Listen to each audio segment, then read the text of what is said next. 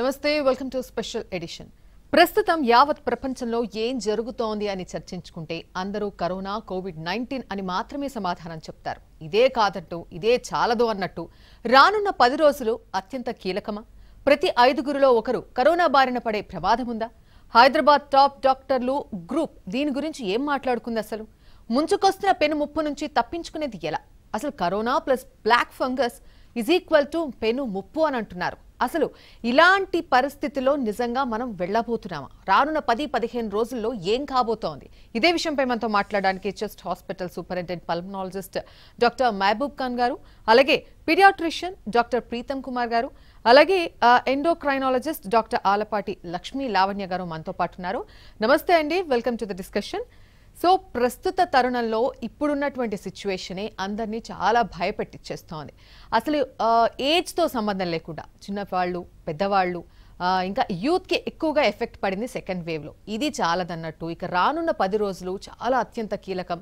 అసలు కేసెస్ ఒక పీక్కి వెళ్ళబోతున్నాయని ఒక పెద్ద చర్చ నడుస్తోంది. ఇది నిజమా అండి మహబూబ్ ఖాన్ గారు?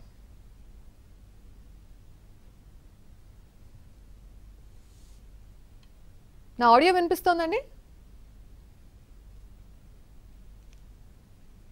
ఎస్ మహబూబ్ ఖాన్ గారు. సో ఇప్పుడున్నటువంటి సిచ్యువేషన్ చూస్తుంటే ప్రతి ఒక్కరు కూడా చాలా భయపడుతున్నటువంటి తరుణం. ఎవరిని ఎలా కాటేస్తోంది కరోనా అని చెప్పలేని సిచ్యువేషన్లో ఉన్నాం. చిన్నవాళ్ళు, పెద్దవాళ్ళు ఏజ్తో సంబంధం లేకుండా వితిన్ అవర్స్, గంటల్లోనే వారికి అసలు జరగరాని ముప్పు జరుగుతోంది. సో ఇలాంటి సిచ్యువేషన్లో మనం చాలా జాగ్రత్తగా ఉండాలి. ఎన్ని మాట్లాడుకున్నా ప్రస్తుతం మనకి ఉన్నటువంటి వెపన్ అస్త్రాలు మాత్రం మాస్క్ వేసుకోవాలి, శానిటైజర్ యూజ్ చేసుకుంటూ ఉండాలి, సోషల్ డిస్టెన్సింగ్ మెయింటైన్ చేస్తూ ఉండాలి. ఎటువంటి గ్యాదరింగ్స్, ఫంక్షన్స్, పార్టీస్కి వెళ్లకుండా చాలా జాగ్రత్త వహించాల్సినటువంటి సిచ్యువేషన్లో రైట్ నౌ మనం ఉన్నాం. ఇది చాలదన్నట్టు. అంటే ఫస్ట్ వేవ్లోనే మనం చాలా భయపడిపోయాం. సో సెకండ్ వేవ్ విషయానికి వస్తే మధ్యలో వ్యాక్సిన్ తీసుకోవడానికి కూడా చాలా మంది అపోహలతో ముందుకు రాని సిచ్యువేషన్ కూడా చూసాం. కానీ ఇప్పుడు వ్యాక్సిన్ కోసం అందరూ క్యూలు కడుతున్నారు, కానీ వ్యాక్సిన్ కూడా లేని పరిస్థితి. ఇప్పుడున్నటువంటి సిచ్యువేషన్లో రానున్న 10 డేస్లో చాలా పీక్స్కు వెళ్లేటటువంటి సిచ్యువేషన్ ఉందని చెప్పి ఎంతో మంది డాక్టర్స్ మాట్లాడుకుంటున్నటువంటి తరుణంలో ఇలాంటి సిచ్యువేషన్లో కనీసం ఎవరైనా ఇన్ఫ్లుయెన్స్ చేసి, ఇప్పుడు ఒక బెడ్ లేదు, ఒక ఆక్సిజన్ లేదు అని ప్రాణాలు కోల్పోతున్న సమయంలో ఎవరో ఒకరు ఇన్ఫ్లుయెన్స్ చేసి వాళ్ళ నుంచి మనము ఒక హాస్పిటల్లో బెడ్ కానీ మనకు కావాల్సిన ట్రీట్మెంట్ సదుపాయం కానీ తీసుకునే ప్రయత్నాలు చేస్తూ వచ్చాం. కానీ ఇప్పుడు ఒకళ్ళు మనకి ఇన్ఫ్లుయెన్స్ చేసేటటువంటి, మనకి రెఫర్ చేసేటటువంటి పర్సన్స్ కూడా లేని పరిస్థితి రాబోతోందట. సో చాలా జాగ్రత్తగా ఉండాలి. సెకండ్ వేవ్ ఇలా ఉంటే థర్డ్ వేవ్ రానున్నటువంటి అక్టోబర్ టు ఫెబ్ మధ్యలో కూడా చాలా డేంజర్ సిచ్యువేషన్ ఎదురు కాబోతోందట. సో ఇవన్నీ ఎదుర్కోవాలి. అట్ ది సేమ్ టైం ఇప్పుడున్నటువంటి సిచ్యువేషన్ గురించి ఎస్ మహబూబ్ ఖాన్ గారు వినిపిస్తోందండి? ఇప్పుడు వినిపిస్తుంది. యా అండి. సో మరి ఈ రానున్న 10-15 రోజులు చాలా అత్యంత కీలకం అని అంటున్నారు. నిజమా అండి? అవునండి. అంచనాల ప్రకారం ఏంటంటే ఈ సెకండ్ వేవ్ పీక్ లెవెల్కి వెళ్ళి, అంటే ఇప్పుడు ఇంకా పీక్ లెవెల్లో వెళ్తానే ఉన్నామండి, ప్రయాణం చేస్తూనే ఉన్నాము. ఈ పీక్ లెవెల్ ఎప్పటికి చేరుతుంది అనేది ఒక అంచనా వేసుకుంటే May ending, June first week ఒక పీక్ లెవెల్కి వెళ్ళి అక్కడ నుంచి ఆగిపోతుంది అనేది ఒక అంచనా ఉంది ప్రస్తుతానికి కరోనా గురించి, కరోనా వేవ్ సెకండ్ వేవ్ గురించి. అంటే ఇదే పీక్ లో ఇదే ఉధృతంగా వెళ్తే కొంతవరకు పర్లేదండి. ఇప్పుడు నమోదవుతున్న కేసుల కన్నా ఇంకా కొద్దిగా ఎక్కువైతే మాత్రం కొద్దిగా ఆందోళనకర పరిస్థితి ఏర్పడవచ్చు. అందుకని ఈ 15 రోజులు 20 రోజులు చాలా అత్యంత కీలకం అనుకోవచ్చు అండి. అందరూ అప్రమత్తంగా ఉండాల్సిన ఒక పీరియడ్ ఇది, ఈ 20 రోజులు మాత్రం. అందులో అనుమానమే లేదు. ఎందుకంటే మేము చూస్తున్నాము కేసులు చాలా, అంటే ఇప్పుడు ఈ నెల రోజుల నుంచే మొదటి 15 రోజులకి ఇప్పుడున్న 15 రోజులకి చాలా తేడాలు వచ్చినాయి. ఇప్పుడు మా కేసులు వస్తున్నాయి కూడా చాలా సీరియస్ కేసులు వస్తున్నాయి. అంటే ఇంతకుముందు ఏంటంటే ఒక 50-60% సీరియస్ కేసులు వచ్చాయి. ఇప్పుడు ఏంటంటే దాదాపు 80-90% కేసులు, ఇంకా కేసు వచ్చింది అంటే దాన్ని వెనక పంపించవలసిన కండిషన్ ఉండట్లేదు. ఎట్టి పరిస్థితుల్లో కానీ వాళ్ళని అడ్మిట్ చేసుకోవటం, వాళ్ళని ఎక్కడో ట్రీట్మెంట్ చేయటం, అలాంటి పరిస్థితుల్లో వస్తున్నారు. కాబట్టి ఈ పేస్ కన్నా ఇంకా కొద్దిగా ఎక్కువ అయితే యాక్సలరేటర్ అయితే మాత్రం కొద్దిగా ఆందోళనకర పరిస్థితేనండి 20 రోజుల వరకు. యా అండి. డాక్టర్ గారు, అయితే 1 in 5 5గురిలో ఒకరికి ఖచ్చితంగా కరోనా కోవిడ్ అటాక్ అయ్యేటటువంటి ఛాన్సెస్ రైట్ నౌ ఉందని అంటున్నారు. ఈ పరిస్థితుల్లో ప్రభుత్వం నుంచి కూడా ఎక్కువ ఎక్స్పెక్ట్ చేసే పరిస్థితులు కూడా లేవు. వ్యాక్సిన్ కూడా అందరికీ అందుబాటులో లేని పరిస్థితి. మరి ఇప్పుడు ఏం చేయాలంటారు? అంటే దాన్ని తగ్గట్టుగానే ప్రభుత్వం అన్ని ఏర్పాటు చేసుకుందంటే ఇప్పుడు మీరు బెడ్ స్ట్రెంత్ చూసినట్లయితే ఉదాహరణకు మా హాస్పిటల్లే చూసుకోండి 124 బెడ్లతో మేము స్టార్ట్ చేశాము. సెకండ్ వేవ్ వచ్చిన మొదటి వారంలో కొద్దిగా 40 బెడ్స్ అట్లా పెంచుకున్నాము. సెకండ్ వేవ్ ఇంకా పెరుగుతున్నప్పుడు ఇంకొక 50 బెడ్స్ పెంచాము. అంటే మేమేం చేస్తున్నామంటే రిజర్వ్ పెట్టుకొని అట్లా కేసుల్ని తగ్గట్టుగానే బెడ్ స్ట్రెంత్ పెంచుకుంటూ పోతున్నాం.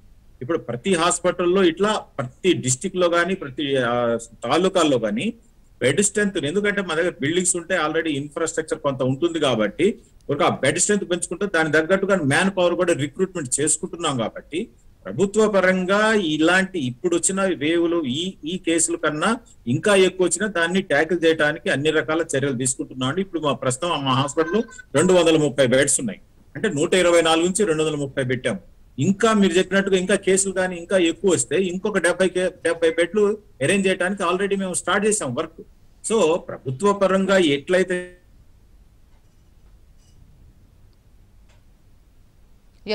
సో ప్రీతం కుమార్ గారు, ఎస్ సో మరి కిడ్స్ పరిస్థితి అంటే సెకండ్ వేవ్ వరకు, ఫస్ట్ వేవ్ ఒక రకమైనటువంటి డేంజర్ బెల్స్ చూసాము, ఏ పొజిషన్ వరకు వెళ్ళామో మనం గమనించాం. సో సెకండ్ వేవ్ లో దానికంటే భయానకంగా కనిపిస్తోంది. సో థర్డ్ వేవ్ విషయానికి వస్తే అందరూ కూడా పిల్లల మీద ఎఫెక్ట్ పడుతుంది అని అంటున్నారు, డాక్టర్స్ హెచ్చరిస్తున్నారు. సో ఇది నిజమా అండి? అంటే కావచ్చండి, ఎందుకంటే దీన్ని మనం కొట్టేయలేమండి. మేము పర్సనల్ గా అండి, మేము ఫస్ట్ వేవ్ వచ్చిపోయిన తర్వాత కొంత గ్యాప్ వచ్చింది, అందరికి తెలిసిన విషయం. సెకండ్ వేవ్ వస్తుందని అందరం చెప్పాము, మేము కూడా చాలా మీడియాలో కూడా చెప్పాము, మేము కూడా అందరికి చెప్పేసాము, సెకండ్ వేవ్ ఊహించాము. కానీ ఇంత భయంకరంగా వస్తుంది అంటే ఇంత ఎక్కువగా వస్తుందని మాత్రం ఊహించలేదు.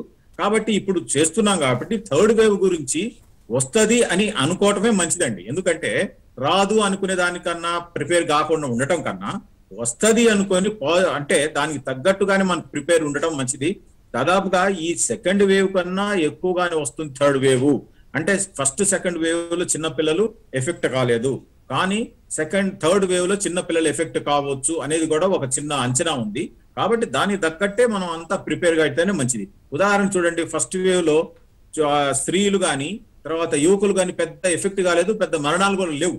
కానీ సెకండ్ వేవ్ లోకి వచ్చేటప్పుడు చూడండి, స్త్రీలు యువకులు వాళ్ళు ఎక్కువ ఎఫెక్ట్ అయ్యారు, ప్రాణాలు కూడా చాలా మంది కోల్పోతున్నారు. సో అందుకని థర్డ్ వేవ్ గురించి ముందుగానే అంచనా వేసి వాళ్ళు చెప్తున్న వాటిని గురించి ICMR కానీ WHO కానీ ఏదైనా ఎవరైనా కానీ ఊహించి చెప్తుంది. దాన్ని మనం అనుకోవాల్సిందే. థర్డ్ వేవ్ కూడా ఎక్కువ రావడానికి ఆస్కారం ఉంది అనుకుని దానికి తగ్గట్టుగానే మనం ప్రిపేర్ కావటం మంచిది. Yes doctor. సో మరి ఇప్పుడు మహబూబ్ ఖాన్ గారు చెప్పినట్టు ప్రీతం గారు పిల్లలకి కూడా అటాక్ అయ్యే అవకాశాలు ఉన్నాయని అంటున్నారు, దానికి తగ్గట్టు జాగ్రత్తలు తీసుకోవాలి అని అంటున్నారు. పిల్లల విషయానికి వస్తే మాస్క్ వేసుకోమంటే వాళ్ళు వేసుకోరు, ఎలాగూ తెలుసు, తీసేస్తూ ఉంటారు. సో దూరంగా పెట్టడం, వాళ్ళకి రూల్స్ అనేది తెలియదండి. సో పిల్లల్ని ఎలా కాపాడాలంటారు? అంటే ఈ పాత్రలో పేరెంట్స్ ఎటువంటి జాగ్రత్తలు తీసుకోవాలి? బేసిక్ గా పిల్లలు మన ఇన్ఫెక్ట్ అయిన వాళ్ళు ఈ వేవ్ లో డెఫినెట్లీ చాలా మంది ఉన్నారు. కానీ వాళ్ళకి సోర్స్ ఈజ్ అడల్ట్స్ ఓన్లీ. ఎందుకంటే స్కూల్ లేవు, సో న్యాచురల్లీ ఇంటి వద్దనే ఉంటున్నారు. ఇలా ఉండేటప్పటికీ అడల్ట్స్ ఎవరైతే పేరెంట్స్ కానివ్వండి లేదా గ్రాండ్ పేరెంట్స్ కానీ వారి ఇన్ఫెక్ట్ అయినప్పుడు న్యాచురల్లీ అది పిల్లలకి ట్రాన్స్మిషన్ చేయడం జరుగుతుంది. ఇప్పుడు కూడా ఆల్మోస్ట్ ఎవ్రీడే మేము కూడా చాలా కిడ్స్ ని చూస్తున్నాము పాజిటివ్. బట్ లక్కీలీ ఏంటంటే వీళ్ళకి అడ్మిషన్ వరకు కానీ లేకపోతే ICU వరకు పోయే కేసెస్ చాలా తక్కువ అండి. So that's one good thing about kids. రెండోది ఏంటంటే ఇంకా స్ప్రెడ్ ఆపడం అంటే సేమ్ మనం అడల్ట్స్ ఎట్లా అయితే ప్రివెంట్ చేసుకోవాలో సోషల్ డిస్టెన్సింగ్ కానివ్వండి లేదా మాస్కింగ్ ఇంపార్టెంట్. బట్ మీరు అన్నట్టు less than 2 year olds కి మాస్క్ వేయడం అంత కరెక్ట్ కాదు. బికాస్ ఆ లోపల ఆక్సిజన్ లెవెల్స్ ఎలా పోతున్నాయి ఏంటి అనేది దే కెనాట్ ఇండికేట్. సో అందుకనే less than 2 years it is not suggested to mask a child. ఆ తర్వాత అబౌవ్ దాట్ ఎస్ పిల్లలకి కొంచెం నేర్పించడం జరిగితే డెఫినెట్లీ వీళ్ళు అడల్ట్స్ కంటే చాలా రిలీజియస్ గా పాటిస్తారండి ఈ చెప్పినవన్నీ కూడా. ఓన్లీ థింగ్ ఇస్ మనం వాళ్ళకి చెప్పాల్సిన విధంగా చెప్పాలి. అంటే ఇది ఇలా చేయడం వల్ల ఇలా జరుగుతుంది అని చెప్తే చాలా మంది పిల్లలు ఇప్పుడు క్లినిక్ వచ్చే వాళ్ళు వెరీ పర్టికులర్ అబౌట్ శానిటైజర్ వేసుకొని కానీ వెళ్ళేటప్పుడు అది కంపల్సరీగా అది వేసుకొని వెళ్ళడం చూస్తా ఉన్నాము. So what we can understand is ఈ కిడ్స్ కి సరైన విధంగా ట్రైన్ చేస్తే definitely they will be able to follow all the precautions. Yes right doctor. అయితే ఇప్పుడు లావణ్య గారు, అంటే కరోనా అంటేనే భయపడిపోతున్నారు, అంతా హెల్దీగా ఉన్న వాళ్ళే నెక్స్ట్ డే ఉంటారో లేదో తెలియని పరిస్థితి ఒకవేళ వైరస్ స్ప్రెడ్ అయితే. సో ఒకవేళ బాడీలో disorders like diabetes, infertility, thyroid, rheumatoid arthritis, ఏదో ఒక ఆర్థరైటిస్, సో ఇలాంటివి డిజార్డర్స్ ఉన్న వాళ్ళకి కరోనా ఎఫెక్ట్ అయితే వాళ్ళ పరిస్థితి ఏంటండి? ఎలా వాళ్ళ ట్రీట్మెంట్ తీసుకోవాలంటారు? ఎలాంటి జాగ్రత్త ఉండాలంటారు? వాళ్ళపైన ఎక్కువ ఎఫెక్ట్ పడుతోంది అని అంటున్నారు, అది నిజమా? డాక్టర్స్ కి ఏబిఎన్ చూస్తున్న ప్రేక్షకులందరికీ నమస్కారం. అందరూ సేఫ్ గా ఉన్నారని భావిస్తున్నాను. ఇంట్లో సేఫ్ గా హెల్తీగా ఉన్నారని. కరోనా రాకుండా చూసుకోవాలి, ఐసోలేషన్ లో ఉండండి, మాస్క్ పెట్టుకోండి. ఇమ్యూనో సప్రెస్ పేషెంట్స్ గురించి ఇప్పుడు క్వశ్చన్ తీసుకున్నారు. అంటే rheumatoid arthritis, diabetes, heart disease, ఇంకా ఇతర ఆటో ఇమ్యూన్ డిసీజెస్, క్యాన్సర్, లేకపోతే post liver transplant, chronic diseases, అంటే అందులో ఇమ్యూనో సప్రెసెంట్స్, తర్వాత యాంటీ ఇన్ఫ్లమేటరీస్, స్టెరాయిడ్స్ అటువంటి వాడే పక్షంలో అట్లా వాడుతూ ఉండగా ఉన్న పేషెంట్స్ కరోనా వస్తే ఇంకా చాలా ఇమ్యూనిటీ మీద దెబ్బతినే అవకాశం ఉంటుంది. ఎందుకంటే కోవిడ్ తో వాళ్ళు తొందరగా కోలుకోకుండా, అంటే తొందరగా రికవర్ అవ్వకుండా బాగా సిక్ అయ్యి హాస్పిటల్లో ఉండి ఆక్సిజన్, యాంటీబయాటిక్స్, యాంటీవైరల్స్, స్టెరాయిడ్స్, మళ్ళీ మన వెంటిలేటర్ వచ్చే అవకాశం ఉంది. సో ఇటువంటి డెలికేట్ పేషెంట్స్ ఎవరైతే ఇమ్యూనో సప్రెసెంట్స్, స్టెరాయిడ్స్ మీద ఆల్రెడీ ఉన్నారో, ఆటో ఇమ్యూన్ డిసీజెస్ కానీ, క్యాన్సర్, ట్రాన్స్ప్లాంటేషన్ కానీ. లావణ్య గారు, ఎస్, కొంచెం ఈ ఆడియో ప్రాబ్లం ఉంది. ఒక చిన్న బ్రేక్ తీసుకుని తిరిగి వద్దాం డిస్కషన్లోకి. స్టేట్ ఇంటూ ఏబిఎన్ అందరూ. Welcome back. రైట్, లావణ్య గారు, అంటే ఇప్పుడు బాడీలో డిజార్డర్స్ ఉన్న వాళ్లకు కరోనా ఎఫెక్ట్ ఎక్కువగా ఉంటుందా అనే మాటపై మాట్లాడుతున్నాం. సో ఒకసారి దాన్ని కంటిన్యూ చేస్తారా? ఎస్, అంటే ఇమ్యూనో సప్రెషన్ అంటారు. ఎవరైతే ఇమ్యూనిటీ ఆల్రెడీ సప్రెస్డ్ గా ఉంది, కొన్ని కోమార్బిడ్ ఇల్నెసెస్ ఎలా ఉంటాయంటే రుమటాయిడ్ ఆర్థరైటిస్ కానివ్వండి, hyper thyroid, hypothyroid, diabetes, post transplant, అంటే కొన్నిసార్లు మనం ట్రాన్స్ప్లాంట్ అవి చేయించుకోవాల్సి వస్తుంది. అవి కాకుండా ఇంకా ఎన్నో రకాల rheumatoid arthritis, genetic disorders, cancer patients, వాళ్ళు already immunosuppressants, transplant medication, steroids మీద ఉంటూ ఉంటారు. షుగర్, డయాబెటిస్ కూడా ఇమ్యూనిటీ తగ్గించేస్తుంది. కొన్ని రకాల హార్ట్ డిసీజెస్, కొన్ని రకాల క్రానిక్ డిసీజెస్ ఏదేమైనా కానీ, హార్ట్ డిసీజ్, బ్లడ్ ప్రెషర్, ఇవన్నీ కూడా వాళ్ళలో ఇమ్యూనిటీ ఎంతో కొంత తగ్గిస్తాయి. వీళ్ళందరూ కూడా immuno suppressant patients, more delicate. అంటే వీళ్ళకి కరోనా వస్తే వాళ్ళ రికవరీ రేట్ కొంచెం తక్కువగా ఉంటుంది. వాళ్ళలో మార్టాలిటీ, మార్బిడిటీ ఎక్కువ ఉండొచ్చు. అంటే వాళ్ళు ఎక్కువ తొందరగా సిక్ అయ్యి హాస్పిటల్కి వెళ్ళి వెంటిలేటర్ మీద ఉండి ప్రొలాంగ్డ్ ఇల్నెస్, త్వరగా రికవర్ అవ్వకుండా ఉండి రిస్క్ అయిపోయి వెంటిలేటర్ మీదకి వెళ్ళి వాళ్ళు డెత్ రేట్ కూడా వాళ్ళలో ఎక్కువ ఉంటుంది, ఫెటాలిటీ ఎక్కువ ఉంటుంది. అందుకనే వీళ్ళు చాలా జాగ్రత్తగా ఉండాలి. ఇంకా వాళ్ళ కుటుంబ సభ్యులు కూడా ఇంకా కరెక్ట్ గా మాస్క్ వేసుకుంటా, సోషల్ డిస్టెన్సింగ్ మెయింటైన్ చేసుకుని, వీలైతే తొందరగా వ్యాక్సిన్ అవైలబుల్ గా ఉంటే వ్యాక్సిన్ 2 డోసెస్ తీసేసుకుని, వాళ్ళ ఇంట్లో అటు ఇటు తిరుగుతూ ఉండే వ్యక్తులకి కొంచెం దూరంగా ఉండాలి. వాళ్ళు సెల్ఫ్ ఐసోలేట్ చేసుకోవాలి. ఎందుకనంటే వాళ్ళు మళ్ళీ స్టెరాయిడ్స్ మీద, యాంటీ ఇన్ఫ్లమేటరీస్ మీద వెళ్ళినప్పుడు వాళ్ళ రికవరీ రేట్ చాలా ఎక్కువ భయంకరంగా ఉండే అవకాశం ఉంది. సో ఇప్పుడు ఇంకో కొత్త చూస్తున్నారు కదా, మ్యూకోర్ మైకోసిస్ అని వస్తుందమ్మా క్రాంతి, బ్లాక్ ఫంగస్.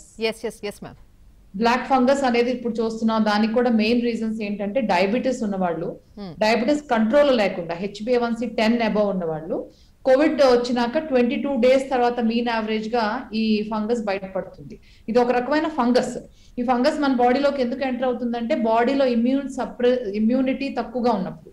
అంటే వాళ్ళు already steroids, prolonged use of high dose steroids, Covid కోసం ఎక్కువ కాలం ఎక్కువ డోస్ స్టెరాయిడ్ వాడుతూ ఉండగా కోవిడ్ తగ్గించే ప్రయత్నంలో, ప్లస్ షుగర్ కూడా ఎక్కువ అవటంతో, ఈ 2 కారణాల వల్ల వాళ్ళు ఆ ఎన్వైరన్మెంట్ లో వాళ్ళు ఉన్న ICU ఆర్ అక్కడ ఉన్న ఇన్ పేషెంట్ వ్యవస్థలో ఎక్కడన్నా ఫంగస్ కనుక ఉంటే అది మన నోజ్ సైనసెస్ లోకి వెళ్ళి ఏర్పరచుకుని రైనో సెరిబ్రల్, అంటే నోజ్ సైనసెస్ కళ్ళ వెనక భాగంలో ఉండి అక్కడ నుంచి బ్రెయిన్ కి వెళ్లే ప్రయత్నంలో కళ్ళ వెనకమాల ఉన్న ఫాసెట్స్, ఆర్బిట్స్ అంటారు, అక్కడ కూడా వెళ్తే వాళ్ళు బ్లైండ్ కూడా అవ్వచ్చు. ముక్కులో సైనసెస్ లో ఇరుక్కుపోయే అవకాశం ఉంది. లంగ్స్ కూడా వెళ్తుంది. పల్మనరీ, రైనో సెరిబ్రల్ అని 2 భాగాలుగా ఈ మ్యూకోర్ మైకోసిస్ వెళ్తుంది. అది బ్లాక్ కలర్ ఎందుకు ఉంటుందంటే కోవిడ్ కి ఇచ్చిన ట్రీట్మెంట్స్ వల్ల చనిపోయిన టిష్యూ, అంటే అక్కడ కొంత టిష్యూ నెక్రోసిస్ అంటారు, అది డెత్ ఆఫ్ టిష్యూస్ జరిగినాక ఈ ఫంగస్ పైన ఏర్పడుతుంది. అందుకని ఒక నల్ల రంగు వస్తుంది, బ్లాక్ ఫంగస్. దగ్గిన తుమ్మిన బ్లడ్ పడవచ్చు, ఫీవర్ రావచ్చు. అయితే మళ్ళీ కోవిడ్ క్యూర్ అయిపోయి ఇంటికి వచ్చాక కూడా ఈ సిమ్టమ్స్ ఉండొచ్చు ఒక 22 days తర్వాత పోస్ట్ కోవిడ్. అంటే అప్పటికి వాళ్ళు ఇంకా హాస్పిటల్లోనే ఉండొచ్చు, లేకపోతే జస్ట్ డిశ్చార్జ్ అయ్యి ఇంటికి రావచ్చు. సో అటువంటి పక్షంలో షుగర్ కంట్రోల్లో ఉంచుకోవటం, స్టిరాయిడ్ తొందరగా ఆపేసి స్టిరాయిడ్ విత్డ్రాల్ లేకుండా స్టిరాయిడ్ లోంచి బయటపడటం, దానిలోంచి చేసుకోగలగటం ఇంపార్టెంట్. ప్లస్ ఇంటికి వచ్చాక కూడా స్టెరాయిడ్స్ వాడి షుగర్ కంట్రోల్లో లేని పక్షంలో మాస్క్ పెట్టుకోకుండా బయట తిరుగుతుంటే అన్లక్కీగా కొందరికి ఒక 22% ఈ ఫంగస్ వస్తుందంట. మహారాష్ట్రలో ఆల్రెడీ 22% చూసారు. మనకు ఆంధ్ర తెలంగాణలో కూడా ఇంకా పెరుగుతున్నాయి కేసెస్. దీని ట్రీట్మెంట్ ఉంది, ఐవి యాంఫోటెర్సిన్ అని, ఇంకొకటి ఫంగల్ పోసాకానజోల్ అని చెప్పి ఓరల్ ఐసావుకానజోల్ అనే యాంటీ ఫంగల్, పోసాకానజోల్ అనే యాంటీ ఫంగల్ ఓరల్ గా టాబ్లెట్ రూపంలో, ఐవి యాంఫోటెర్సిన్ అనేది ఇంజెక్షన్ రూపంలో ఇవ్వచ్చు. అయితే ఇప్పుడు ఇవి కూడా మార్కెట్ లో స్టాక్ పైలింగ్ చేస్తున్నారని వింటున్నాం. అట్లాంటివి ఏం తీసుకోకండి, డాక్టర్ సలహా మేరకు మాత్రమే తీసుకోవాలి. మళ్ళీ ఇందులో ఒక వోరికానజోల్ అని చెప్పి ఒక ప్రొఫిలాక్టిక్ గా యాంటీ ఫంగల్ వేసుకుని కూర్చుంటున్నారు కొందరు. అవి చేయొద్దు, చేయొద్దు. మీరు చేయగలిగేది ఒకటే, మాస్క్ కట్టుకోండి. మీకు దగ్గు గాని కఫం గాని, దగ్గుతుంటే రక్తం గాని, రక్తంలో బ్లాక్ స్ట్రీక్స్ ఏమైనా ఉన్నా, ఐ పెయిన్, టూత్ పెయిన్, పళ్ళ దంతాలలో నొప్పి, ఫేస్ లో ఇక్కడున్న భాగంలో నొప్పి, సైనస్ లాగా నొప్పి, తలనొప్పి, కళ్ళు చూపు తగ్గిపోయినా, ఊపిరితిత్తుల్లో గాలి పీల్చుకోలేకపోయినా, దగ్గు, కఫంలో రక్తం పడుతున్నా మీరు మీ డాక్టర్ని అర్జెంట్ గా సంప్రదించాలి. స్టెరాయిడ్ మీద ఉన్న, యాంటీబయాటిక్స్ మీద ఉన్న వాళ్ళు అవి చూసి దాన్ని టేపర్ చేసి అర్జెంట్ గా అందులోంచి బయట పెట్టే అవకాశం ఉంటుంది. మీకు మీరుగా ట్రీట్మెంట్స్ తీసుకోవద్దు, యాంటీ ఫంగల్స్ అన్ని కొని ఇంట్లో పెట్టుకోవద్దు. మళ్ళీ దానికి కూడా కొరత ఏర్పడుతుంది, అవసరమైన వాళ్ళకి ఉండవు, మీకేం అనవసరమైన ట్రీట్మెంట్స్ అవుతాయి. అది ఒక వార్నింగ్ వాళ్ళు తప్పనిసరిగా చెప్దాం అనుకున్నాను. క్రాంతి, థ్యాంక్ యూ నాకు ఛాన్స్. సో ఈ బ్లాక్ ఫంగస్ మీద చాలా అనుమానాలు వ్యక్తమవుతున్నాయండి. కరోనా మీదే ఇంకా ఎటువంటి ఒక సొల్యూషన్ కానీ కంప్లీట్ సొల్యూషన్ అనేది ఇప్పటివరకు కరోనా మీద రాలేదు. ఇప్పుడు మళ్ళీ బ్లాక్ ఫంగస్ అంటే ఇంకా భయపడుతున్నాం. సో అసలు బ్లాక్ ఫంగస్ అనేది నిజంగానే మీరు అన్నట్టు కరోనా ట్రీట్మెంట్ ఇచ్చేటటువంటి మెడికేషన్ త్రూ వస్తోందని కొంతమంది అంటున్నారు. యాజ్ యూజువల్ మీరు కూడా చెప్పారు. అండ్ ఇంకొకటి కూడా అంటే కొన్ని అపోహలు కూడా, ఆక్సిజన్ సిలిండర్స్ లో కొన్ని వైరస్ లాంటి ఫంగస్ లాంటివి ఉంటాయి, దాని త్రూ కూడా వస్తోంది. సో దీన్ని తప్పించుకోవడం చాలా కష్టం. విత్ ఇన్ ఏ డేస్, ఒక 2 days 1 days లోనే చనిపోతున్నారు అని ఇలాంటి భయపడేటటువంటి సిచ్యువేషన్లు ఎక్కువ వింటున్నాం అనమాట. ఇది నిజమే అంటారా? ఆక్సిజన్ సిలిండర్ లో ఈ ఫంగస్ ఉంది, అక్కడ పెరుగుతుంది అనుకోవటం అనేది ఒక అపోహనే అనుకోవాలి. ఎందుకంటే అట్లాంటిది ఏమన్నా ఉన్నా చాలా తక్కువ. ఆక్సిజన్ సిలిండర్ లో వచ్చిన ఫంగస్ అనేది అంతగా మనకి అంత డేంజర్ అవ్వదు. ఏదైతే హై షుగరు, హై స్టిరాయిడ్స్, ఎక్కువ కాలం స్టిరాయిడ్ వాడుతుండగా మళ్ళీ బయట నుంచి వచ్చిన ఫంగస్, అంటే మనకు ఫంగస్ ఇది రెగ్యులర్ గా ఉండే ఫంగస్ ఏనమ్మా. మన ఇళ్లలో, మన ఏసీ ఫిల్టర్స్ లో, ఎయిర్ పైప్స్ లో, ట్యూబింగ్స్ లో, మన సెంట్రల్ ఏసీ ఎన్వైరన్మెంట్ లో, మన రూమ్స్ లో, ఫ్యాన్స్ లో, అన్ని చోట్ల ఉంటది ఈ ఫంగస్. ఉన్న ఫంగస్ అందరికీ రాదు, ఉన్నా మనం గాలి పీల్చుకుంటా వదిలేస్తాం, ఆ స్పోర్స్ అక్కడ ఏర్పడవు. కానీ ఎవరికైతే ఆ ఫంగస్ లోపలికి వెళ్ళి చక్కగా గూళ్ళు ఏర్పరచుకుని బాగా ఇన్ఫిల్ట్రేట్ బాగా పెరిగిపోతుందో వాళ్ళు ఎవరు అంటే షుగర్ పేషెంట్స్, షుగర్ ఎక్కువగా ఉండి కంట్రోల్ అవ్వని వాళ్ళు, ఆ తర్వాత ఇమ్యూనో సప్రెసెంట్స్, అంటే ఇప్పుడు కోవిడ్ వచ్చి రికవర్ అయ్యి పాపం వాళ్ళు వీక్ గా ఉంటారు, వాళ్ళ ఇమ్యూనిటీ తక్కువగా ఉంటుంది, వాళ్ళు యాంటీబయాటిక్స్ చాలా ఎక్కువ రోజులు వాడి వాళ్ళ బాడీకి మళ్ళీ కొత్త ఇన్ఫెక్షన్ ఫైట్ చేయగలిగే అలా అల్సట్ ఉంటుంది, ఒక ఇమ్యూనిటీ లో అయిపోయి ఉంటుంది, వాళ్ళు అనవసరంగా ప్రొఫిలాక్టిక్ యాంటీ ఫంగల్ వాడినా వాళ్ళు కూడా ఇబ్బందులు పడతారు. ఇలా ఒక ప్రత్యేకమైన కేటగిరీకి మాత్రమే వస్తుంది. కానీ ఆక్సిజన్ సిలిండర్స్ నుంచి వచ్చే అవకాశం, ఆక్సిజన్ సిలిండర్ ని బ్లేమ్ చేయక్కర్లేదు, ఇదేదో ఆక్సిజన్ సిలిండర్ లో పొల్యూటెంట్ అని అనుకోవడానికి లేదు. ఎస్, కానీ మీరు అన్న పాయింట్ ఒకటి, 20% ఇన్ హాస్పిటల్ మార్టాలిటీ ఉంటుంది దీనికి ఇన్స్పైట్ ఆఫ్ ట్రీట్మెంట్. అంటే 100 మందికి మనం ట్రీట్మెంట్ ఇస్తున్నా సరే 20 మంది చనిపోయే అవకాశం ఉంటుంది. ఎందుకంటే ఫంగీమియా అంటే ఈ ఫంగస్ ఎప్పుడైతే బ్లడ్ లోకి వెళ్ళిపోతుందో అది అక్కడ నుంచి బ్రెయిన్ లోకి, లంగ్స్ లోకి, సైనసెస్ లోకి అన్ని చోట్లకి వెళ్తే పెరికార్డియం, ప్లూరల్ ఎఫ్యూజన్ అన్ని చోట్లకి, కిడ్నీ ఫెయిల్యూర్ ఇలా అవుతుంది. ఫంగీమియాని మనం ట్రీట్మెంట్ చేయటం, అరికట్టడం చాలా కష్టం అవుతుంది. ఎప్పుడైతే మనకి బ్లడ్ లో ఫంగస్ వెళ్తుందో వాళ్ళని బతికించుకోవటం చాలా ఛాలెంజ్ అవుతుంది. ఐవి యాంఫోటెర్సిన్ కూడా కొంత లిమిటేషన్స్ ఉన్నాయి, అంత ఎఫెక్టివ్ గా పనిచేసే మెడిసిన్ కాదు. సో 20%, 100లో 20 మంది చనిపోయే అవకాశం ఉంటుంది. అంత పానిక్ అవ్వక్కర్లేదు, కానీ జాగ్రత్తగా ఉండాలి. ముఖ్యంగా డాక్టర్స్ ట్రీట్మెంట్స్ లోనే, ప్రణాళికలో, ట్రీట్మెంట్ ప్రోటోకాల్స్ లో, గైడ్ లైన్స్ లో ఎడ్యుకేషన్ చేస్తున్నాం, అందరూ తెలుసుకుంటున్నారు. ప్రజలకి భయపడకుండానే జాగ్రత్తగా ఉండమని మా సూచన. Yes doctor. So Mahaboob Khan గారు, right, yes doctor Pritam. Yes Pritam గారు చెప్తున్నారు. ఆక్సిజన్ సిలిండర్స్ లో బేసికలీ వి యూస్ హ్యూమిడిఫైయర్స్ అండి. Humidifiers so that we give lot of flow of oxygen చాలా హై ఫ్లో పెట్టినప్పుడు అది డ్రై ఆక్సిజన్ అండి. సో డ్రై ఆక్సిజన్ ని హ్యూమిడిఫై చేయడానికి we use a chamber which has water in it. So ఈ water లోంచి oxygen mix అయ్యి it carries that humidity and goes in so that మన నోస్ డ్రై అయిపోకుండా చూస్తుంది అది. సో ఈ వాటర్ లో సపోజ్ వైరస్ ఉంది ఆర్ ఆ హ్యూమిడిఫైయర్ ఛాంబర్ ఏదైతే ఉందో దాన్ని ప్రాపర్ గా క్లీన్ చేయకపోవడము, అసలు చాలా రోజులు బట్టి అట్లాగే ఉంచేయడము, ఇలాంటివి చేస్తే ఆ దాంట్లో వైరస్ గ్రో అయ్యే అవకాశం ఉంటుందండి. So that is where oxygen cylinder plays a role especially for this black fungus. Okay, so ఈ విధంగా కూడా మనకి బ్లాక్ ఫంగస్ రూపంలో మరో వైరస్ మనకి మన బాడీలో ప్రవేశించేటటువంటి అవకాశాలు ఉన్నాయి. సో మరి మహబూబ్ ఖాన్ గారు, అంటే ఈ పరిస్థితుల్లో హాస్పిటల్స్ అసలు ఎంతవరకు క్వాలిటీతో ఉన్నాయి, హైజీన్ గా ఉన్నాయా? అసలు ఇలాంటి పరిస్థితులు ఒకదాని తర్వాత ఒకటి ఇలాంటి రోగాలు వస్తున్నాయంటే ముందు హాస్పిటల్స్ కూడా అలాగే అంత క్లీన్ గా ఎక్కడ కూడా ఎటువంటి దుమ్ము ధూళి లేకపోతే ఇలాంటి వైరస్లు ఫంగస్లు ఇవన్నీ రాకుండా ఉండాలంటే చాలా క్లీన్ గా ఉండాలి. ఇలాంటి పరిస్థితులు ఇంత క్లీన్ గా ఉంచేటటువంటి పరిస్థితులు రైట్ నౌ ఉన్నాయంటారా? వరకు మనం అంటే పూర్తిగా 100% క్లీన్ ఉన్నాయి అంటే మాత్రం నేను అబద్ధం ఆడుతున్నట్టు లెక్కనండి. చాలా వరకు ఏంటంటే ఈ కరోనా సెంటర్స్ మేము ఎప్పుడైతే స్టార్ట్ చేసాం ఈ శానిటేషన్ కి చాలా ఇంపార్టెన్స్ ఇవ్వడం జరిగింది. ముఖ్యంగా అంటే బ్లాక్ ఫంగస్ పక్కన పెడితే ఈ కరోనా వచ్చిన దగ్గర నుంచి హైలీ అంటే శానిటేషన్ మాత్రం చాలా ఇంపార్టెన్స్ ఇవ్వడం జరిగింది. ఎందుకంటే దీన్ని డిస్పోజ్ చేయడం చాలా ప్రాముఖ్యత ఉంది. సో అందుకని ఎప్పుడైతే మనం ఈ కోవిడ్ సెంటర్స్ ట్రీట్మెంట్ సెంటర్స్ పెట్టుకున్నామో వీటిలో మేము ఏం చేసామంటే శానిటేషన్ వర్కర్ కానీ ఎక్కువ చేసుకోవడం కానీ వాళ్ళు రౌండ్ ద క్లాక్ చేయడం కానీ ఎప్పుడైతే ఈ డ్యూటీ నుంచి వెళ్ళే వాళ్ళు డానింగ్ అయ్యానే ఉంటాయి అనమాట. సో ప్లస్ ఈ పేషెంట్ దగ్గర నుంచి వచ్చేవి కానీ అన్ని మెటీరియల్ మొత్తం సెగ్రిగేషన్ చేసి 3 వెరైటీస్ గా పెట్టి మేము డిస్పోజ్ చేయడం స్టార్ట్ చేసాం. అయితే ఎప్పుడైతే ఈ మ్యూకార్మైకోస్ బ్లాక్ ఫంగస్ ఎప్పుడైతే ఫ్లేర్ అప్ అవుతుంది అని అనుకున్నాము దాన్ని తగ్గట్టుగానే చర్యలు తీసుకుంటాం. ఇప్పుడు డాక్టర్ ప్రీతం గారు చెప్పినట్టు ఇప్పుడు ఆక్సిజన్ సిలిండర్ తో పాటు పక్కన ఫ్లో మీటర్స్ అని ఉంటాయి. ఫ్లో మీటర్స్ అంటే దాంట్లో కొంత వాటర్ వేస్తాం. సార్ చెప్పినట్టు ఏంటంటే హ్యూమిడిఫైర్ కొంచెం ఆ వాటర్ ఏం చేస్తారంటే చాలా వరకు దాన్ని చేంజ్ చేయరు. అలానే దాంట్లోనే ఒక పేషెంట్ వచ్చి పోయిన తర్వాత ఇంకో పేషెంట్ యూజువల్ గా ఏంటంటే మన కరోనా పేషెంట్లు దాదాపు మినిమం ఒక యావరేజ్ గా 7 to 10 days తప్పనిసరిగా ఉంటారు. కొంతమంది 2 to 3 weeks కూడా ఉంటారు. వీళ్ళు వెళ్ళిపోయిన తర్వాత ఇంకో పేషెంట్ తీసుకొచ్చిన తర్వాత ఈ మార్చకపోవడం 2 రోజులకు కనీసం ఒక రోజుకి ఒకసారైనా మార్చకపోవడం జరిగేది. సో ఇప్పుడు ఏం చేస్తున్నాం అంటే దానికి చర్యలు తీసుకుంటాం. దాంట్లో వేసే వాటర్ కూడా ట్యాప్ వాటర్ మామూలు వాటర్ కాకుండా డిస్టిల్ వాటర్ వేస్తున్నాం. అంటే ముందు చర్యలు prevention is better than cure అండి.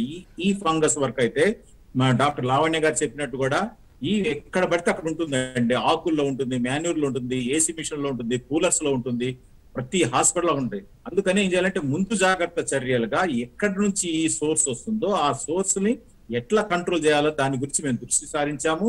ఇప్పుడు డిస్టిల్ వాటర్ ప్రైవేట్ హాస్పిటల్ తో సమానంగా మా గవర్నమెంట్ హాస్పిటల్స్ కూడా మేము ఏం చేస్తున్నాం అంటే ఎక్కడైతే ఈ హ్యూమిడిఫైర్ ఈ ఫ్లో మీటర్స్ లో వేయాల్సిన వాటర్ ని మేము డిస్టిల్ వాటర్ తో నింపి దాదాపు సాధ్యమైనంత వరకు ఫ్రీక్వెంట్ గా దీన్ని చేంజ్ చేసి దాంట్లో ఎలాంటి లేకుండా తర్వాత క్లీనింగ్ కూడా పెట్టాం.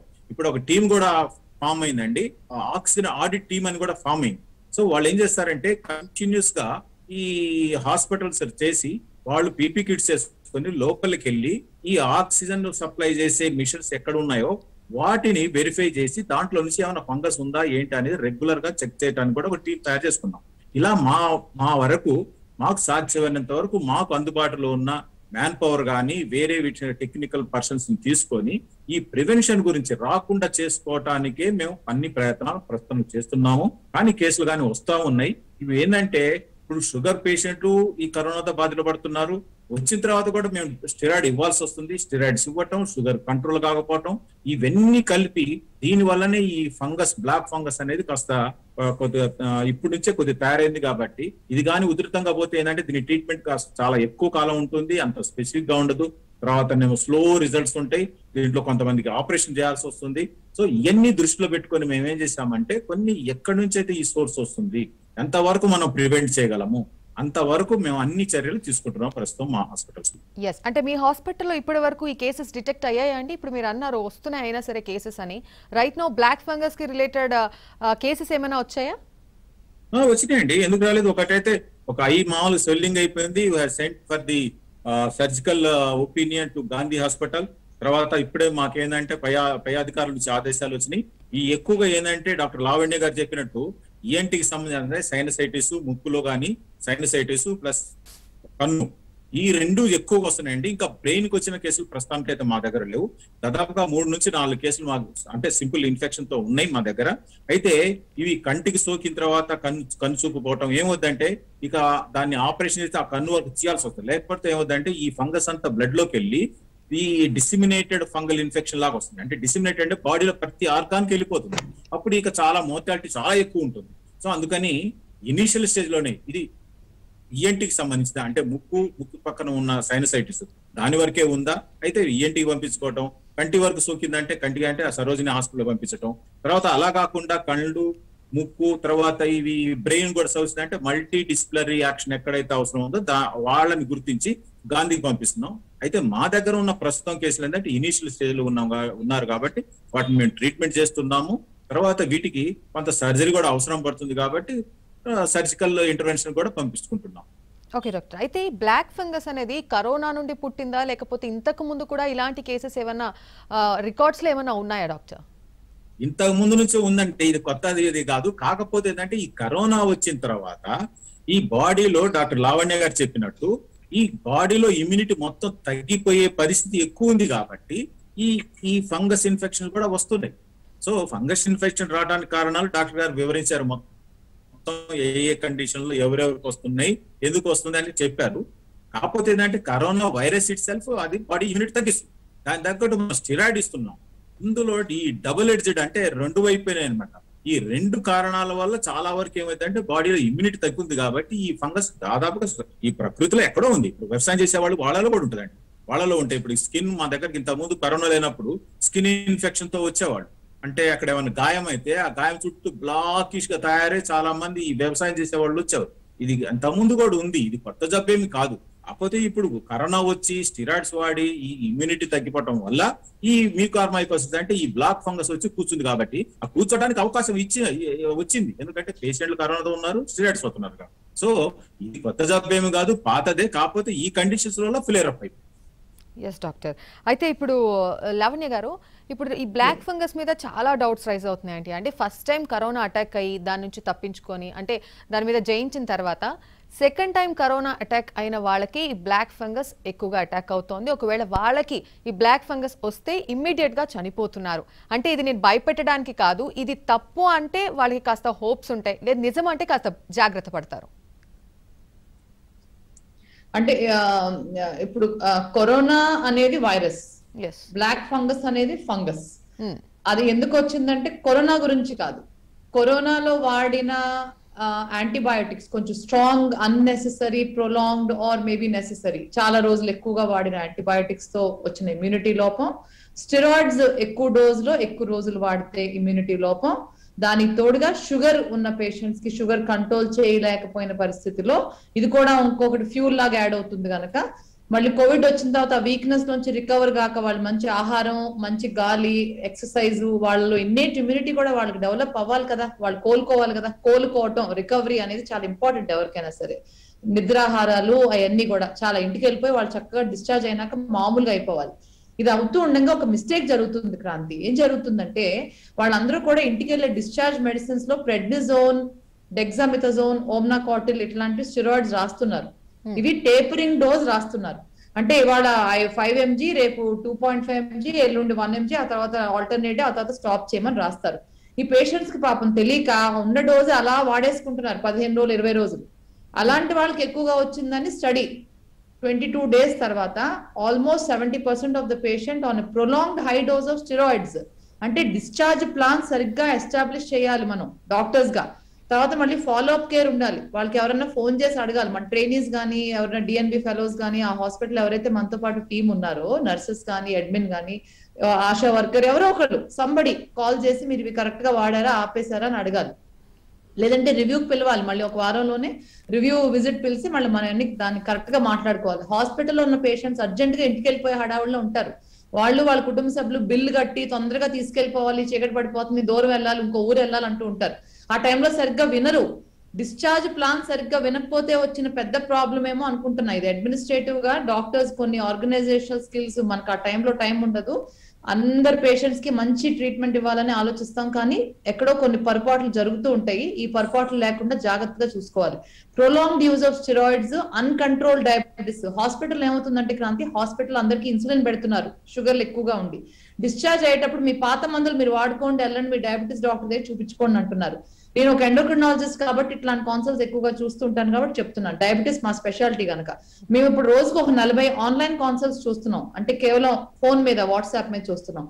ఇవేంటి అంటే ఇంటికి వెళ్ళిపోయినాక వాళ్ళకి ఒక డిశ్చార్జ్ ప్లాన్ లో ఏ యాంటీ డయాబెటిక్ మెడికేషన్స్ ఏమీ లేవు. హాస్పిటల్లో ఉండగా వాళ్ళకి మిక్స్టార్డ్ అనో, యాక్ట్రాపిడ్ అనో, లాంటస్ అనో ఏదో ఇన్సులిన్ వాడారు. డిశ్చార్జ్ అయినప్పుడు వాళ్ళకి ఇన్సులిన్ పెట్టలేదు, ఎందుకంటే గతంలో వాళ్ళు ఇన్సులిన్ మీద లేరు.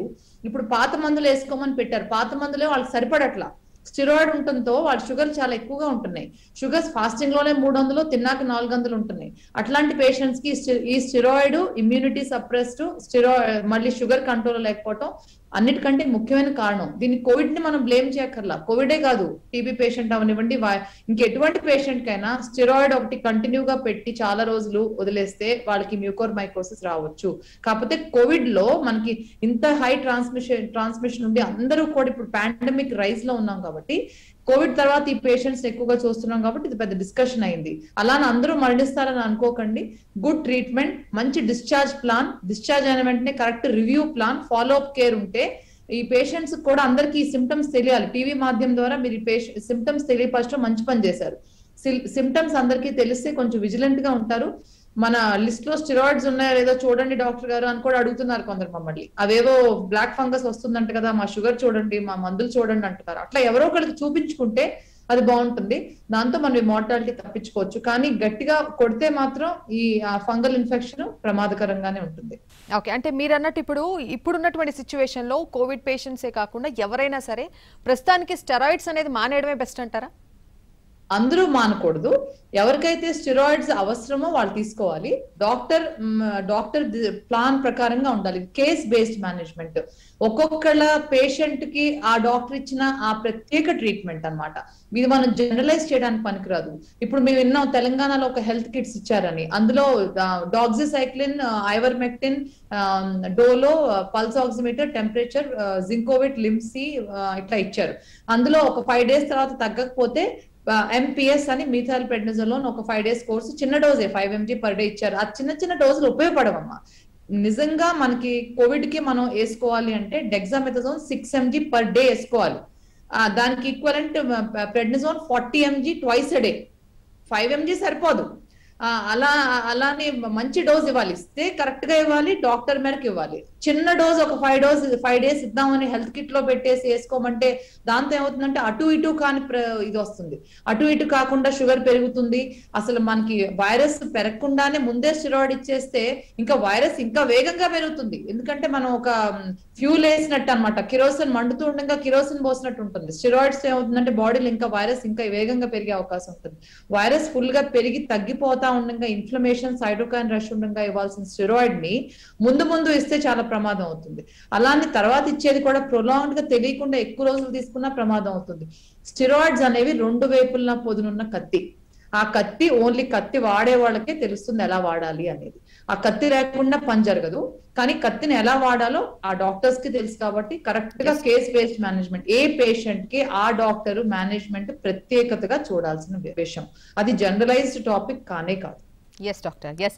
సో మరి డాక్టర్ ప్రీతం గారు, అంటే ఇప్పటి వరకు మనం డిస్కస్ చేసిన దాంట్లో పెద్దవాళ్ళు తీసుకోవాల్సిన ఎటువంటి గైడ్ లైన్స్ పాటించాలి అంటే, ఇక్కడ ట్రీట్మెంట్ ఎక్కువ తీసుకున్నా తక్కువ తీసుకున్నా, మెడికేషన్ ఎక్కువ తీసుకున్నా తక్కువ తీసుకున్నా ఇంకొక రోగం వస్తుంది. సో ఇలాంటి పరిస్థితుల్లో పెద్దవాళ్లే తట్టుకోలేకపోతున్నారు. చిన్నపిల్లలు ఎలా తట్టుకోగలరండి? సో అసలు చిన్నవి ఏదైనా వాళ్ళకి ఎలాంటి జాగ్రత్తలు తీసుకోవాలి, ఎలా ఉండాలి అనే విషయంలో మనం ఇప్పుడు వేడి నీళ్ళు తాగుతున్నాం, కషాయం లాంటివి చేసుకుంటున్నాం, కానీ పిల్లలు ఇవన్నీ యాక్సెప్ట్ చేయరు, తాగరు, ఇలాంటివి తీసుకోరు. సో వాళ్ళకి ఇంపార్టెంట్గా ఏదైనా ఇలాంటివి పెడితే మంచిది, ఇలాంటివి ఏమైనా వాళ్ళకి ఇస్తే రేపు వచ్చేటటువంటి ఆ సిచ్యువేషన్ నుంచి మనం ఎదుర్కోగలం అనేటటువంటిది ఏమైనా టిప్స్ లాంటివి చెప్పగలరండి? బేసికలీ ఇప్పుడు ఈ మధ్యలో ఈ వాట్సాప్ యూనివర్సిటీలో వచ్చేసి ఇది తాగితే మంచిది, అది తాగితే మంచిది అని అసలు తలా తోక లేకుండా చాలా పోస్ట్ పంపించడము, ఇది తింటే బాగుంటుంది, అది తింటే బాగుంటుంది. బాటమ్ లైన్ ఏంటంటే బ్యాలెన్స్ డైట్ తీసుకుంటే అది ఎనఫ్ అండి. Okay, so you don't have to రోజు 2 పూట్ల స్టీమ్ తీసుకోవడం, కాషాయం తాగడం, ఇవన్నీ కూడా ఏవి దే ఆర్ నాట్ ప్రూవన్. అంటే ఇది తీసుకుంటే కరోనా రాదనో లేకపోతే ఇమ్యూనిటీ చాలా పెరుగుతుందనో ఎక్కడా కూడా ప్రూవ్ అవ్వలేదు. Including vitamin C and vitamin D. ఏవైతే మన డోసులు విటమిన్ సి కి కూడా వైరస్ ప్రివెంట్ చేసే doses are very very high అండి, విచ్ ఆర్ వెరీ టాక్సిక్. మనం వేసుకోలేము, అది వేసుకున్నా కూడా it will give you other side effects. So ఇలాంటివన్నీ పీపుల్ డోంట్ నో, అందుకని ఎడాపెడా వాడేస్తా ఉన్నారు, కానీ they are not of any benefit. I mean all the studies and evidences are telling that ఇవన్నీ వేసుకోవడం వల్ల ఏ మాత్రం యూజ్ లేదు. So my suggestion is just take a balance diet. And ఈ బ్లాక్ ఫంగస్ కానీ ఇవన్నీ కూడా మోర్ రిలేటెడ్ టు ద మనం వాడే మెడిసిన్స్. లైక్ కొన్ని మెడిసిన్స్ వాడుతూ ఉంటారండి, అంటే ఇన్ఫ్లమేషన్ ఎక్కువ ఉన్నప్పుడు కొన్ని మెడిసిన్స్ లైక్ టోకులిజం ఇట్లాంటి మెడిసిన్స్ అన్ని కొన్ని వాడటం జరుగుతూ ఉంది. అవన్నీ కూడా దే ఇంక్రీజ్ ద రిస్క్. కాకపోతే లావణ్య గారు చెప్పినట్టు ఆ కత్తి సరిగ్గా వాడాలి, అండ్ వాడాల్సిన వాడు వాడితేనే బాగుంటుంది. అందరూ ఎడపడ వేసేసుకుంటే naturally the immunity goes down and people would get all these infections. దీని opportunistic infections అంటారు. ఇది రిస్క్ ఆటోమేటిక్ గా ఎక్కువైపోతుంది. ఎస్, అంటే పిల్లలు తీసుకోవాల్సినటువంటి ఫుడ్ పరంగా ఎలాంటి జాగ్రత్తలు తీసుకోవాలి, ముందు ఎలాంటి సిచ్యువేషన్ ఎదుర్కోబోతున్నాము అనేది ముందుగానే ఆలోచించి వాళ్ళకి ఎలాంటి డైట్ ఇస్తే మంచిది, వాళ్ళు సేఫ్ గా ఉండాలంటే ఏం చేయాలంటారు డాక్టర్?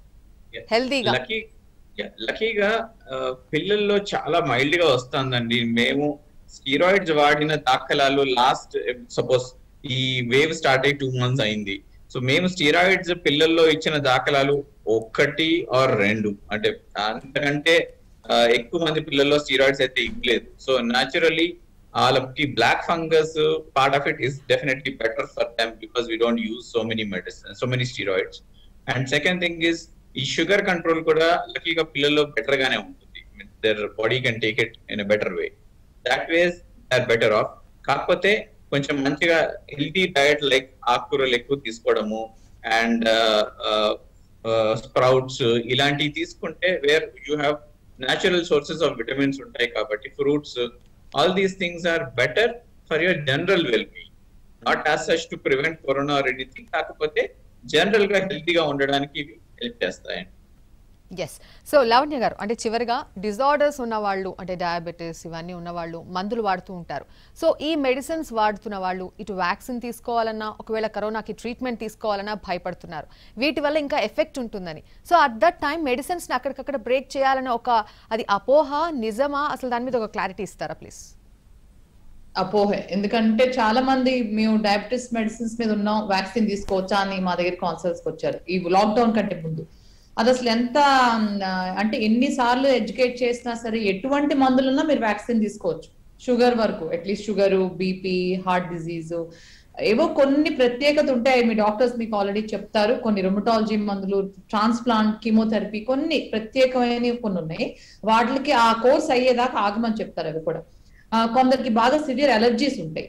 అయితే వాళ్ళని కూడా కొన్నాళ్ళు ఆగి చూద్దాము, అప్పుడే వద్దు, మనం ఈ పాండమిక్ లో మళ్ళీ తీసుకుని మళ్ళీ అసలే బెడ్స్ లేకుండా ఇబ్బంది పడొద్దు అని కొందరికి ఆపుతున్నాం. అంతేగాని ఆస్పిరిన్ తీసుకున్నా, షుగర్ ఉన్నా, షుగర్ కంట్రోల్లో ఉన్నా లేకపోయినా, క్లోపిడోగ్రల్ ఉన్నా, బీపీ ఉన్నా, బీపీ కంట్రోల్లో ఉన్నా లేకపోయినా, హార్ట్ డిజీజ్ ఉన్నా, కొత్తగా స్టెంట్ వేయించుకున్నా, ఇంకా పూర్తిగా రికవర్ అవ్వకపోయినా, పోస్ట్ సర్జికల్ పేషెంట్స్, నీ సర్జరీస్ కానీ హార్ట్ సర్జరీస్ కానీ చేయించుకున్న వాళ్ళైనా వీళ్ళందరూ కూడా తీసుకోవాలి. ఎక్కువ వయసు ఉన్న వాళ్ళైనా, తక్కువ ఇప్పుడు 60 అబౌవ్, తర్వాత 45 అబౌవ్, ఇంకా ఆ కేటగిరీస్ లో కూడా అందరూ కూడా ఇదే సేమ్ ప్రశ్న అన్నమాట. మేము వ్యాక్సిన్ తీసుకోవచ్చా, మేము ఈ మందుల మీద ఉన్నాం అని అడుగుతారు. మా షుగర్ కంట్రోల్ లో ఉన్నాక తీసుకుందాం అనుకుంటున్నాం అంటారు. మా బీపీ కంట్రోల్ చేయండి, కంట్రోల్ చేసాక వెళ్ళి వ్యాక్సిన్. డాక్టర్ మనకు కొంచెం టైం తక్కువ ఉంది, ప్లీజ్ కొంచెం త్వరగా. సో అందుకనే అటువంటి ప్రాబ్లమ్స్ ఏమి లేవు. మనం అన్ని పక్షాల్లో కూడా వ్యాక్సిన్ తీసుకోవాలి. Vaccine is a protective measure, plus ఇటువంటి రిస్క్స్ ఏమి లేవు. Yes, thank you so much doctor Mahaboob Khan గారు, ప్రీతం గారు, లక్ష్మీ లావణ్య గారు. రైట్ నౌ ఉన్నటువంటి పాండమిక్ సిచ్యువేషన్లో చాలా డౌట్స్ ఉన్నాయండి. అసలు ప్రపంచం ఎట్టెళ్తుండో కూడా అర్థం కావట్లేదు. ఇలాంటి సమయంలో డాక్టర్లే దేవుళ్ళై అన్ని సలహాలు, సూచనలు అందిస్తున్నారు. థ్యాంక్ యూ సో మచ్ అండి for participating in the discussion. Thank you. ఇదండి వాళ్ళ special discussion. Stay tune to ABN Andhra Jyothi.